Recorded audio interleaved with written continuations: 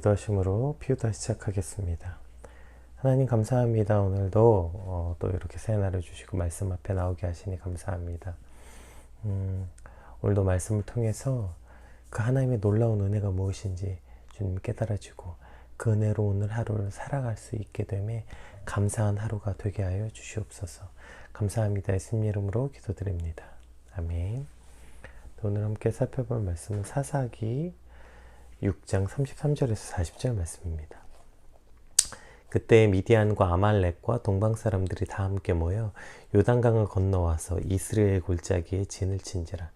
여호와의 영이 기드온에게 임하시니 기드온이 나팔을 불매 아비에셀이 그 뒤를 따라 부름을 받으니라. 또 기드온이 또 사자들을 온 므낫세에 두루 보내매 그들도 모여서 그를 따르고 또 사자들을 아셀과 스불론과 납달리에 보내매 그 무리도 올라와 그를 영접하더라. 기드온이 하나님께 여쭈되 주께서 이미 말씀하신 같이 내 손으로 이스라엘 구원하시려거든 보소서 내가 양털 한 뭉치를 타작마당에 두리니 만일 이슬이 양털에만 있고 주변 땅은 마르면 주께서 이미 말씀하신 같이 내 손으로 이스라엘을 구원하실 줄을 내가 알겠나이다 하였더니 그대로 된지라. 이튿날 기드온이 일찍이 일어나서 양털을 가져다가 그 양털에서 이슬을 짜니 물이 그릇에 가득하더라. 기드온이 또 하나님께 여쭈되 주여 내게 노하지 마옵소서. 내가 이번만 말하리이다. 구하옵나니 내게 이번만 양털로 시험하게 하소서.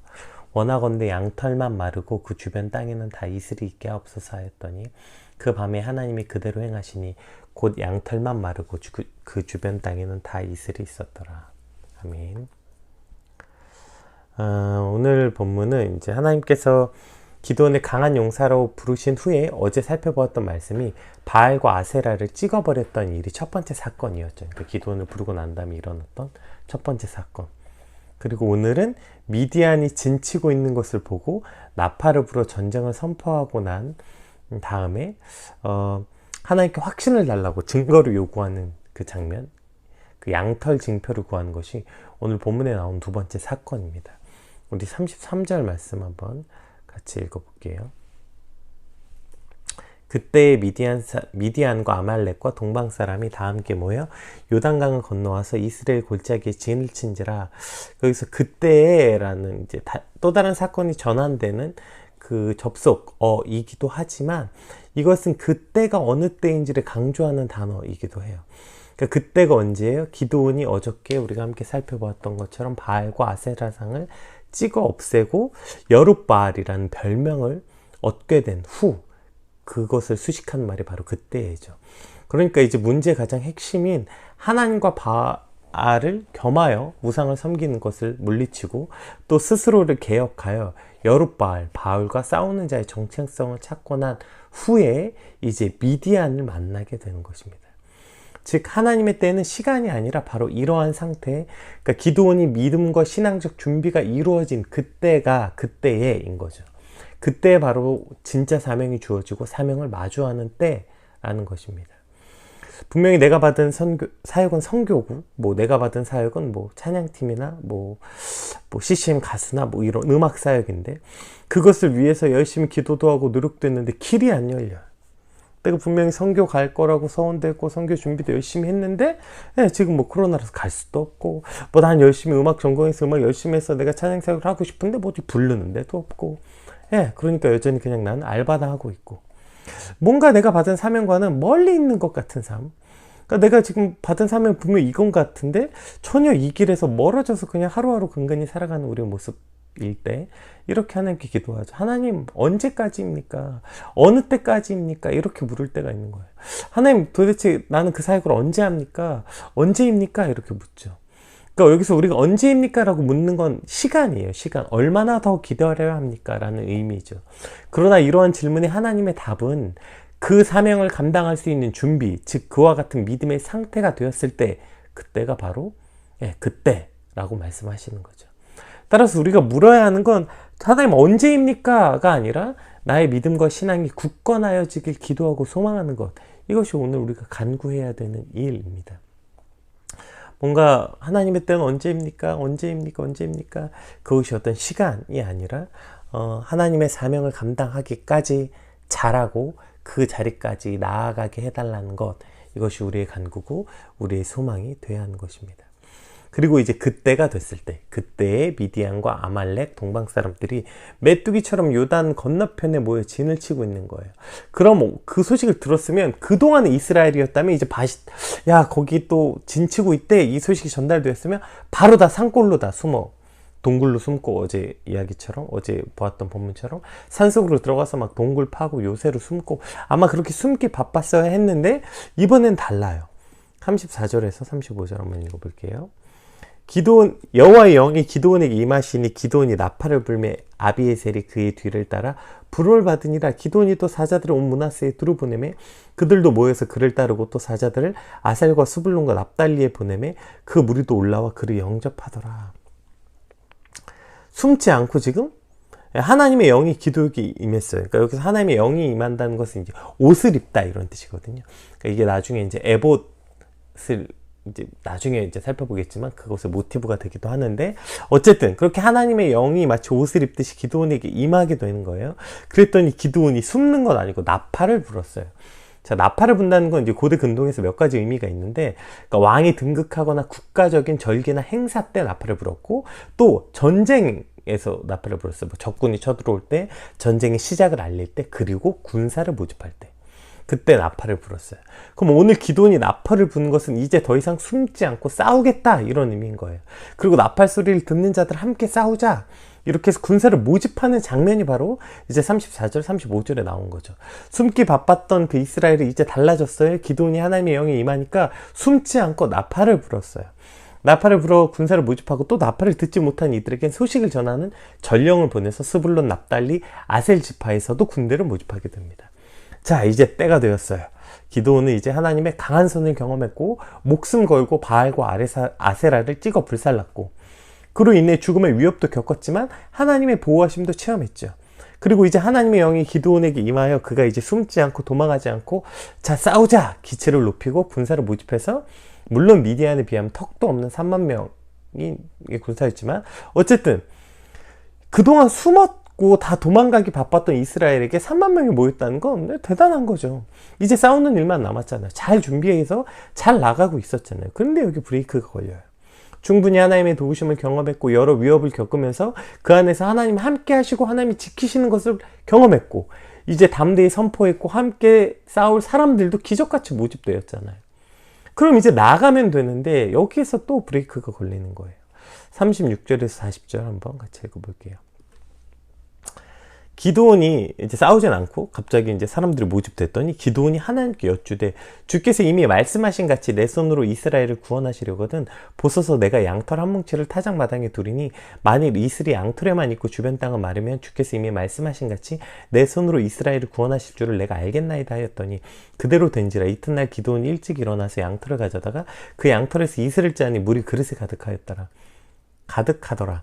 기드온이 또 하나님께 여쭈되, 주여 내게 노하지 마옵소서. 내가 이번만 말하리이다. 구하옵나니 내게 이번만 양털로 시험하게 하소서. 원하건대 양털만 마르고 그 주변 땅에는 다 이슬이 있게 하옵소서 하였더니, 그 밤에 하나님이 그대로 행하시니 곧 양털만 마르고 그 주변 땅에는 다 이슬이 있어. 네, 지금 이제 하나님의 영이 임한 기드온이 담대히 나팔을 불어서 전쟁을 알리고 군사를 모집하고, 여러 지파도 이제 기드온을 따르고 모여들었는데 정작 기드온은 확신이 없는 거예요. 우리가 그동안 살펴보았던 기드온답죠. 하나님께서 강한 용사요 라고 기드온을 불렀지만 사실 사사기에 그런 강한 용사의 기드온은 없어요. 계속해서 강한 용사와는 아주 거리가 먼 모습뿐이죠. 물론 그래서 진짜 강한 용사가 무엇인지의 의미가 더 뚜렷하게 드러나기도 합니다. 결국 전쟁을 바로 앞두고 전쟁을 이끌어야 하는 탑 리더가 두려움에 멈춰선 거예요. 이제 정작 사람들이 모였고 나아가면 되는데 그 앞에서 다시 두려움에 멈춘 거죠. 그리고 하나님께 확신을 달라고, 이것을 하나님이 시험했다, 오늘 이렇게 표현되어 있어요. 그게 뭐였어요?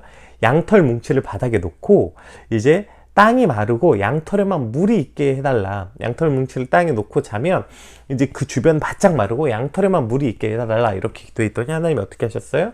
바닥은 싹 마르고 양털이 그냥 젖은 정도가 아니라 양털을 짰더니 물이 그릇에 가득하게 적셔주셨어요. 확실하게 기도원이 말한 그것보다 훨씬 더 확실하게 하나님이 응답하셨죠. 근데 기도원이 생각해 보니까 그거 우연히 그렇게 될 수 있는 것 같은 거예요. 과학적으로. 새벽에 이슬이 내렸다가 바닥은 마르고 양털은 물을 많이 머금고 있으니까 수분이 많으니까 안 말랄 수도 있을 것 같거든. 그러니까 그걸 거꾸로 해달라. 바닥에 양털 뭉치를 놓을 테니까 바닥은 싹 젖고 양털만 젖지 않게 해달라. 이제 이건 이제 과학적으로 설명 안 되니까 이걸 해달라는 거예요. 그럴 때 하나님 그대로 행하시고 양털은 마르고 주변 땅에는 이슬로 젖게 하신 게 바로 양털 시험 사건이라고 불리는 오늘 본문의 사건이죠. 그리고 이 양털 시험 사건은 그저 한 연약하기 짝이 없는 한 인간에 대한 이야기가 아니라 오늘 저와 여러분의 이야기라는 것입니다. 분명 우리 삶에서도 하나님의 도우심을 경험했고 때론 정말 큰 위험 속에서 하나님의 보호하심과 지키심을 경험했음에도 불구하고 또 우리가 예배를 통해서 뭐 여러 가지 것들을 통해서 하나님의 영이 임하심, 하나님의 임재하심을 체험했고 그것을 근거로 담대히 삶으로 나아갔고 또 나아가던 중임에도 불구하고 갑자기 찾아오는 두려움. 이 갑자기 찾아온 두려움이 우리의 발걸음을 멈추게 하는 거 아닙니까? 분명히 성령의 임재하심이 내 삶에 있었고 또 그렇게 하나님과 한 걸음 한 걸음 동행하고 가고 있었는데 그냥 어느 날 갑자기 어제와 다르지 않은 오늘인데 갑자기 찾아온 두려움 앞에 우리의 걸음이 멈춰지고 주저앉아 있는 우리의 모습을 발견하게 되죠. 마태복음 14장 말씀 한번 같이 살펴볼까요? 마태복음 14장 28절에서 30절 말씀입니다.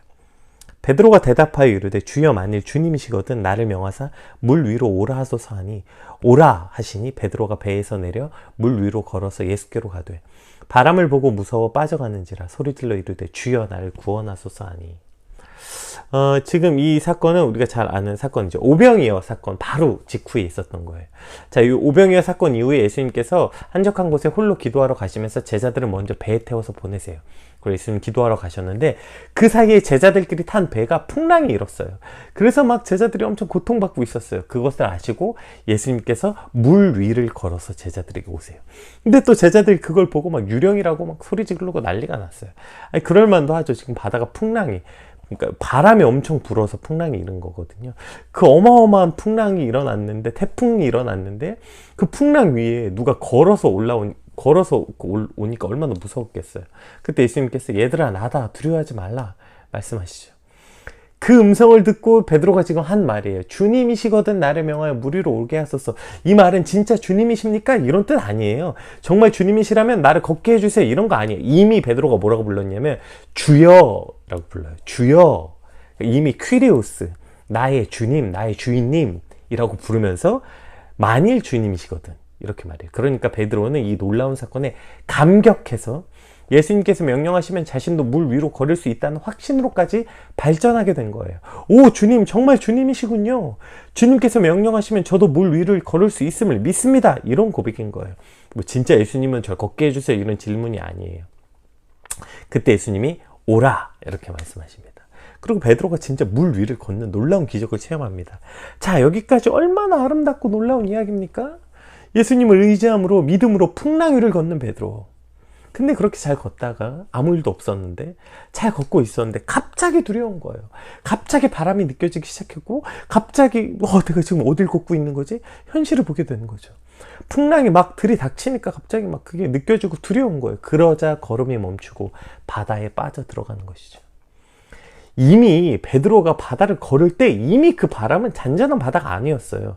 이미 베드로가 처음 걸었을 때도 미친 듯이 바람이 불고 있었고 파도는 요동치는 태풍 가운데 있었다고요.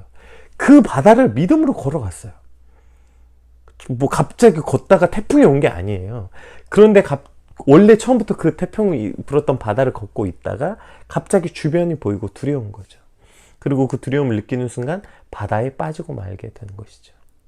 오늘 또 우리가 살고 있는 삶은 두려움이 없고 평안한 상태라서 오늘의 우리의 삶을 걷고 있는 것입니까? 사실 오늘도 수없이 많은 두려움과 위협 속에 우리가 살고 있지 않아요? 언제는 우리가 걸을만 하고 살만해서 하루하루를 살고 있는 것입니까? 오늘도 사실 우리는 하나님의 도우심이 없으면 하루도 온전히 살 수 없는 두려움에 사는 것이 사실은 정상이죠. 지금 보세요. 매일 거의 2달 동안 매일 1000명이 넘고 지금 2000명 가까이 확진자가 계속 나오고 있어요. 이 정도 되면 이제 내가 뭘 조심한다고 해서 안 걸릴 수 있는 상태 아니지 않아요? 내가 뭐 조심 안 하면 걸리고 이제 언제 어디서 걸릴지 누가 걸려도 이상하지 않는 숫자 아닙니까? 생각해보세요. 매일 2,000명씩 걸리는데 이러다가 이제 내 차례도 오는 거 아닌가? 이러한 두려움이 당연한 거 아니에요? 당연한 거. 질병의 위협 앞에 있죠. 또 먹고 사는 문제는 어때요? 뭐 탄탄대로입니까? 여러분 아무런 두려움이 없어요? 야, 나는 이대로는 뭐 평생 뭐 먹고 사는 문제는 뭐 걱정 없어. 이런 분이 몇 분이나 있겠어요. 당장 내일은 뭐 먹지? 내년 뭐 먹고 살지? 당장 내년에 집은 어떡하지? 직장은 어떻게 되는 거지? 이미 우리가 사는 이 세상이 풍랑 속 아닙니까? 질병의 위험, 먹고 사는 문제, 세상에서 살아가는 이 모든 문제가 이미 우리가 삶 자체가 풍랑이라고요. 그 풍랑 속에서 하나님이 건져주시고 붙잡아 주셨기에 믿음으로 중심을 붙잡고 살아가는 것이지, 풍랑이 없어서 우리가 살고 있는 거 아니지 않습니까? 원래도 그렇게 살았는데 갑자기 뭐가 어떻게 돼서가 아니라 원래 그 풍랑 속을 살고 있었다고요. 그런데 어제 같았던 오늘의 풍랑인데 어제는 잠잠하고 오늘 풍랑이라서 바다에 빠지는 게 아니라 이미 우리는 계속 그런 풍랑을 살고 있었고 오늘도 그런 풍랑에 있는데 어느 날 갑자기 그 모든 환경이 두려워지고 두려움에 휩싸이게 되는 것, 이것이 우리 삶에도 일어난다는 것이죠. 저희가 피켈러브 연합수련회라는 수련회가 있어요. 이제 저희가 원래 성령 캠프라는 캠프를 했는데 거기는 막 사람들이 1,000명 넘게 오는 캠프가 뭐 2차, 3차까지 하는 큰 캠프였어요. 거기 가다 보니까 큰 교회에서 막 수십 명씩 막 100명씩 온 애들은 그 캠프가 막 자기 세상이에요. 막 엄청 신나게 노는데 작은 교회에서 한두 명이 온 사람들은 적응도 잘 못하고 뭔가 위축되는 거예요. 그래서 작은 교회를 위해서 캠프를 하자. 그래서 100명만 저희가 선착순으로 받고 작은 인원이 하지만 작지 않은 캠프를 모토로 우리가 이제 코로나 전 2019년도까지 7회를 진행했어요. 뭐 어디 후원이 있는 것도 아니고요. 뭐 대단한 계획도 없이 그냥 시작했어요.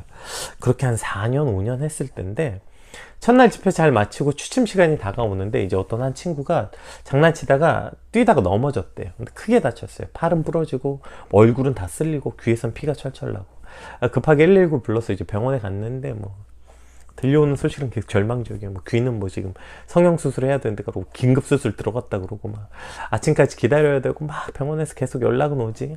근데 또 그때 저희가 했던 이 캠프가 수지에 있는 어떤 수양관이었는데 저희가 1층을 쓰고 다른 또 캠프가 2층을 썼어요.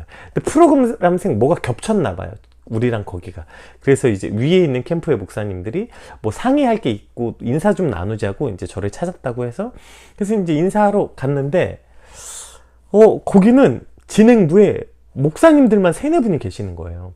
그리고 막 총괄 목사님도 어떤 큰 교회 목사님이고. 근데 저는 그때 전도사였나 강도사였나 뭐 그랬을 거예요. 뭐 근데 막 거기 막 그렇게 막 대단한 목사님들 막 있고 뭐 어째저째 뭐 근데 저는 막 강도사고 뭐 어째저째 인사하고 내려왔는데 갑자기 너무 무서운 거예요. 제가 이 캠프를 4년, 5년을 했다니까요. 처음 하는 것도 아니에요. 이미 4년, 5년 동안 이 캠프를 했는데 갑자기 이 캠프의 최종 책임자가 나라는 게 너무 무섭고 무거워서 숨이 막 안 쉬어지는 거예요. 저렇게 경력 있는 목사님들이 진행부에 막 3-4분이 함께 하셔도 될까 말까 하는 걸 너는 무슨 깡으로 네 전도사, 강도사, 나부랭이가 이걸 시작했나. 네가 이걸 어떻게 책임지려고 하나. 생각이 꼬리에 꼬리를 물고 그래서 한숨도 못 자고 차에서 진짜 밤새 울며 기도했던 아주 길고 길었던 밤이 기억나요.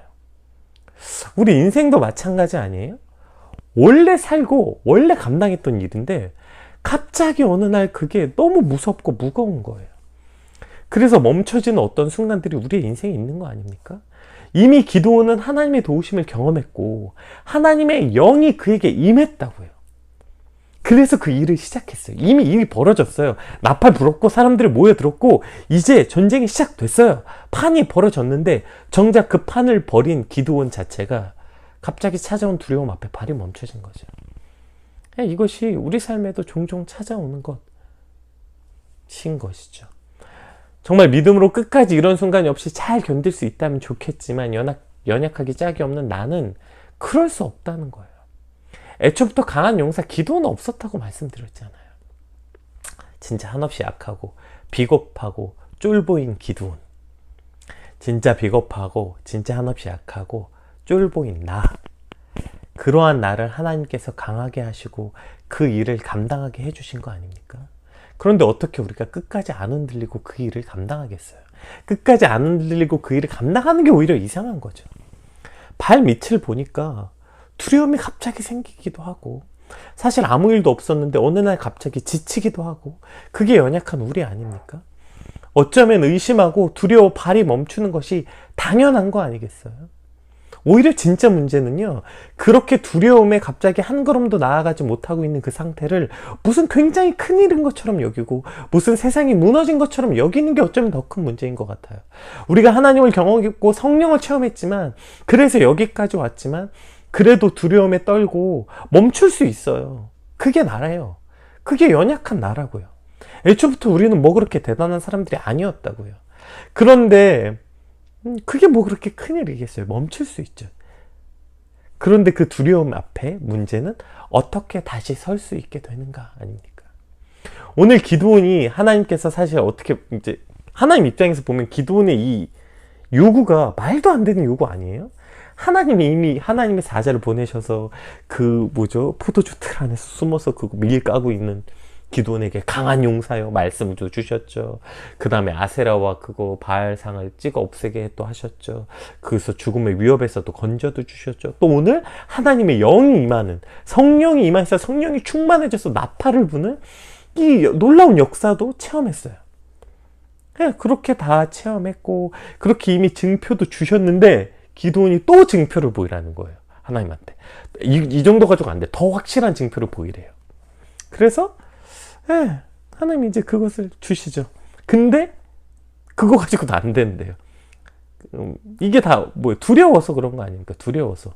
눈앞에는 그 메뚜기 떼 같은 미디안 연합군을 보니까 두려움에 휩싸여서 하나님께 더 확실한 증표를 달라는 거잖아요. 근데 문제는 이제 핵심은 뭐냐면, 문제가 아니라 핵심은 이러한 부당한 요구에 하나님이 어떻게 하셨냐는 거예요. 그걸 하나님이 들어주셨어요. 그리고 또 요구하죠. 심지어 기드온도 알아. 지금 이게 얼마나 말도 안 되는 상황인지. 기드온의 요구를 한번 보세요. 자, 이제 자기도 염치가 있나 봐요. 막 요구를 다 했는데 그걸 한 번 더 요구해야 되니까 기드온이 이렇게 말합니다. 39절에. 기드온이 또 하나님께 여쭈되 주여 내게 노하지 마옵소서. 내가 이번만 말하리이다. 구하옵나니 내게 이번만 양털로 시험하게 하소서. 느껴지죠. 기드온도 자기가 생각했을 때 지금 자기 요구가 얼마나 그 부당하고 얼마나 염치 없는지 잘 아는 거예요.